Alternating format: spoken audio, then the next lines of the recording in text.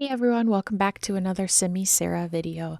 Today we have an exciting one, a tiny home village, ideally created for either a family or like a larger family or a family with some friends. But essentially what it is that each person has their own bedroom in the shape of a tiny home. So very small, limited space, and not a lot of room for like the without the necessities basically.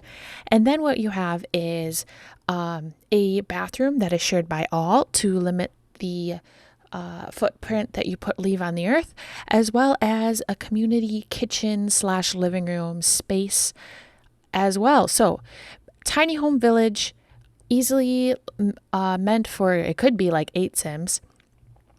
And yeah, so basically that's what it has. If you looked at the picture at the beginning, you can tell that everything is centered around a pond that is in the middle. So the goal of this build was to create what I would say like a naturalistic or eco-friendly environment for families who want to conserve water, live off the land, that sort of thing. I do not have the items from cottage living, such as the cow, llama, or chicken coop on the lot. Oh, actually, nope. I'm so wrong. I'm wrong on that. I do end up adding it at the very, very end. I totally forgot. So yes, there is the chicken coop and one cow or llama pen as well. And there's lots of plots for vegetation.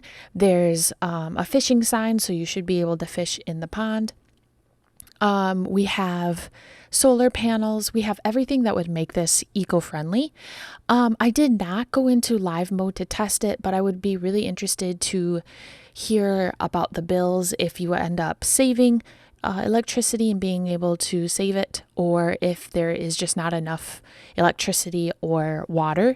I do make it so that the lot features have water conservation. If you didn't know, you can go up in the left corner and change what lot characteristics there are, which is pretty cool. That adds basically like you could make it like a naturalistic place. So like the earth gives extra heat, which means your electricity is lower and things like that. So I do that for this lot, and I add lots of trees. That's good for the eco friendly as well. I love this willow tree. At my house that I live at currently, we have a giant willow tree in the front of our yard. And our house, we've been told many times from friends and family that our house reminds people of a very like classic American American farmhouse or just house. I'm not sure, but a very classic American house where there's a giant willow tree just weeping right there in the front yard. We have even a red door and everything. So I don't know. I love willow trees. In fact, at our house, we nicknamed our willow, and my husband named it, and I'll say like there's not too much creativity behind the name. So if you can't guess, his name is William the Willow Tree. So I'm thinking maybe this willow tree has a name too. I'm not sure, but I'm fiddling around with the landscape here. I do end up going back and painting the terrain. That's one tip I would give anybody, is to always paint dirt basically where you would find plants and things like that. I would also say cover as much like ground space as possible with different flowers, bushes around trees, because typically trees don't just have nothing but grass underneath them. They usually have some vegetation. In fact, under our willow tree, we kind of have like sticks from the willow tree that we kind of rake up underneath it sometimes to kind of create basically because grass doesn't grow great underneath it because of all the shade. So I even put like this dirt path around the houses and around the pathway. I think it gives a bold, more textured feel to the homes. So that's just like a little tip for landscaping that I would give somebody if they were kind of curious. I do start putting vines on this house, but in the end, I go back to all the houses and put them on a foundation. I really think that the foundations create a more real feel to like the house and gives it a little bit more definition from where the ground is, almost more like a wealthier feeling. Because I feel like when it's flat on the ground, it just I don't know, like every house is typically built on a foundation, at least in the Midwest here, because all of our homes have basements due to weather things. So, yeah, so I end up putting a foundation on all of them. I add a porch on the front, on two of them, into the fronts of them. So, kind of gives a really good place to sit out on the porch. I start in this bedroom first. This is what I would say is the master bedroom. So, I do end up adding a 4 tile bathroom on just specifically this building. None of the other bedrooms have it. I just felt because it was the master that it would be something important to have, and also just realizing like maybe one bathroom for the entire lot of like possibly 8 Sims. That seemed like a bit of a stretch. I mean, but if you're really living tiny living, I know it's possible. So if you want to get rid of that bathroom, you totally can. You can see that I'm adding the porch and some nice pillars and little tables, but those end up going to the other house. So yeah, I decided to add this picnic table because I realized that this building right here was going to be our kitchen living room area. So I thought it would be, like I said, this is supposed to be an eco, live off the land feel. So I wanted as much outdoor space used for different things. So like dining room, kind of having space. Because tiny living people really spend a lot of time outdoors, because that's not like the whole thing of it, but it's a big part of tiny living is the idea that they want to leave a smaller footprint and just enjoy the nature that's out and around them and not live indoors constantly. I add a fireplace because I really love the idea of, using the space as a tiny living space and gathering around the fire, making s'mores, making hot dogs, whatever it is. I do end up moving the wash bin, like I mentioned, in the chairs to the other house with the porch because I realized that that building right there is actually going to be the kids' space. And I wanted to use that space for more kid-friendly things instead of like the wash. I'm realizing now that I included a eco-friendly washer, but I didn't get a clothesline anywhere on the lot. So if you're interested in downloading this build on the gallery, if you are interested in it, I am Simmy Sarah, and you can find me on the gallery from The Sims 4, and Simmy Sarah, Sarah with an H at the end.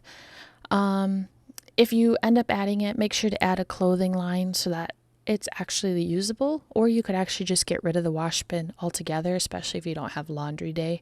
That would be an easy fix. As mentioned, adding the dirt around the pathway, really good way to add texture. I just added some plants and things to this little alleyway outside of the 2 rooms. The one tiny area is actually going to be turned into the bathroom, and then like mentioned, like this building to the right is going to be the kids' space.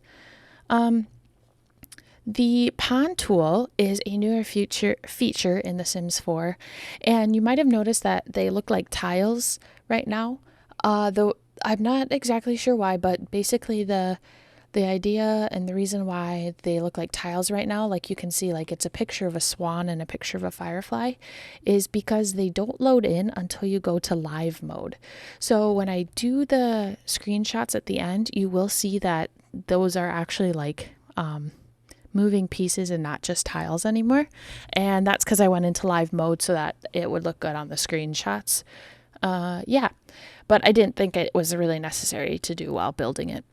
I end up getting rid of this mirror and moving the dresser and everything because, like I mentioned, I do end up adding a 4-tile bathroom up along that wall. But I can't remember if I do that right away or if I come back to that. I guess we'll have to come back and see. But each tiny home is decorated in a different way, or at least doesn't follow necessarily like a hardcore theme. And the reason behind that is because the idea of a tiny home is that it's your space and it's crafted to like your decoration preferences. So like the master bedroom, we have a really like soft pink. I would say a very sleek, like clean look. So like we've got the really nice white dressers and nightstands that have no handles. So it's very like very simple. But with like a soft pink on the walls, we've got like a log type mirror on the thing and just a really natural look basically inside of this master bedroom. That's not like the same throughout all of them, as each tiny house kind of fits either like the personality or just the style of whatever they might envision for their tiny home space. I end up adding this accent table next to the mirror because I saw with tiny living, you try to maximize as much storage as possible. So having cabinets is really important. And with the bathroom being only 4 tiles long, there isn't a lot of space to sit there and like do makeup and things.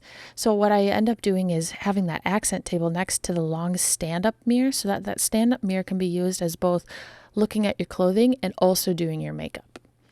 Kind of like a tiny home thing is multi-use, using the same item for multiple different things. Next, we're into another bedroom, and I did see this being another kid's space if you wanted it for a large family, but I did decorate it with a double bed. When you play Sims, if you are really annoyed with the monster under the bed that constantly wakes up your kid, if you just place a double bed and have 2 kids share the bed, then that monster won't come at all to the double bed, because I don't know, that's how they made it. I'm guessing because they believed like the adults would be in the double bed. So I made this kind of a really good place for probably like a female or 2 sisters or something. Kind of gave it that whimsical look with the curtains. That's actually all from Island Living, but I love that whimsical look, and I gave that big fluffy white carpet to kind of like bring it all together for like the girls. So that's the like the girls' room, and like I said, you could do it just one sim or a double sim.